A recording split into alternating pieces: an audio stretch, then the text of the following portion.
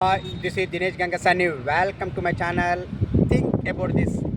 కాంగ్రెస్ ప్రభుత్వ వైఫల్యాలు మరియు ప్రజల సమస్యలను తెలుసుకోవడం కోసం అవసరమైతే వచ్చే సంవత్సరం నుండి పాదయాత్ర చేయడానికైనా తాను సిద్ధంగా ఉన్నానని చెప్పేసి బీఆర్ఎస్ వర్కింగ్ ప్రెసిడెంట్ మాజీ మంత్రి కల్వకుంట్ల తారక రామారావు కేటీఆర్ గారు వెల్లడించడం జరిగింది.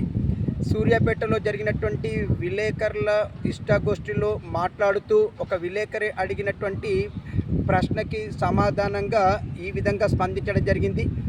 ఏది ఏమైనా బీఆర్ఎస్ అనేది ప్రజలకి అధికారానికి దూరమైంది తప్పించి ప్రజల అభిమానానికి దూరం కాలేదని, ఎప్పటికైనా తెలంగాణలో తిరిగి అధికారంలోకి వచ్చేది బీఆర్ఎస్ ప్రభుత్వమేనని, బీఆర్ఎస్ ప్రభుత్వానికి అధికారంలోకి తేయడానికి ఎంతటి వరకైనా కృషి చేస్తానని కేటీఆర్ గారు పేర్కొన్నారు.